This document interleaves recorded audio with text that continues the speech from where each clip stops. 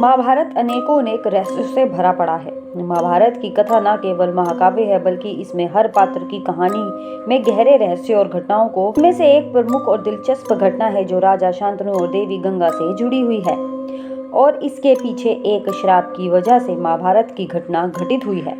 आज हम आपको महाभारत से जुड़ी इस घटना के बारे में बताने जा रहे हैं। महाभीष जो एक महान और पुण्यात्मा राजा थे ने अपने भविष्य में इतने अच्छे कर्म किए थे कि वह स्वर्ग में इंद्र के साथ रहने गए। वहां उन्होंने अप्सराओं के संग नृत्य किया और मदिरा का सेवन किया। साथ ही इच्छा पूर्ति करने वाले कल्पतरु वृक्ष से हर सुख सुविधा प्राप्त की। एक दिन जब महाभीष ब्रह्मा जी से मिलने गए तो वहां देवी गंगा भी उपस्थित थी। तभी तेज हवा चली और देवी गंगा का पल्लू उड़ गया। सभी देवता और ऋषि मुनि अपनी नजरें फेरते रहे, लेकिन महाभीष खुद को रोक ना पाए और उन्होंने गंगा के नंगे स्तनों को देख लिया। देवी गंगा भी इस दृश्य से मोहित हो गई और उन्होंने महाभीष की ओर देखा। यह दृश्य ब्रह्मा जी के लिए असहनीय था और वह गुस्से में आ गए।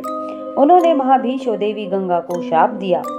ब्रह्मा जी ने महाभीष को श्राप दिया कि वह पृथ्वी पर लौटेंगे और मानव रूप में जीवन बिताएंगे, और देवी गंगा को श्राप दिया कि वह महाभीष के साथ पृथ्वी पर आकर उनका दिल तोड़ेंगी। महाभीष ने ब्रह्मा के श्राप को स्वीकार किया और वह पृथ्वी पर लौट आए।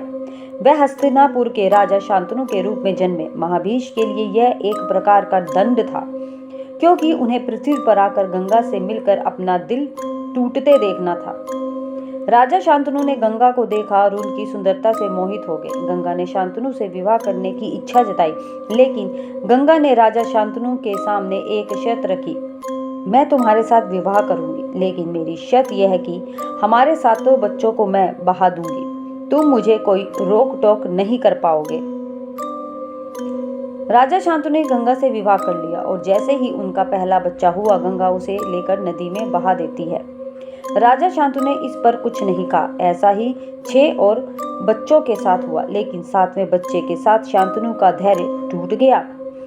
जब गंगा ने अपने 8वें बच्चों को बहाने की तैयारी की तो राजा शांतनु ने इसका विरोध किया। उन्होंने गंगा से कहा, यह शर्त मुझे अब स्वीकार नहीं है। इस पर गंगा ने राजा शांतनु से कहा कि तुम्हें यह सब सहना होगा, क्योंकि यह मेरे पूर्व जन्म का श्राप है। फिर गंगा ने राजा शांतनु से कहा कि अब वह उन्हें छोड़कर चली जाएंगी। गंगा ने राजा शांतनु ने शर्त के अनुसार 7 बच्चों को बहा दिया, लेकिन 8वें बच्चे भीष्म को शांतनु ने बचा लिया। गंगा ने भीष्म को शांतनु के पास छोड़ दिया और स्वयं चली गई। भीष्म का नाम इसलिए पड़ा क्योंकि वह गंगा के द्वारा छोड़ने के बाद शांतनु के पास रहे। यह घटना महाभारत की शुरुआत की कड़ी बन गई और इसने महाभारत के युद्ध की नींव रखी। भीष्म का जन्म, उनका संकल्प और उनका जीवन बाद में महाभारत की प्रमुख घटनाओं से जुड़ा रहा और महाभारत के युद्ध की दिशा तय करने में उनकी भूमिका अहम रही।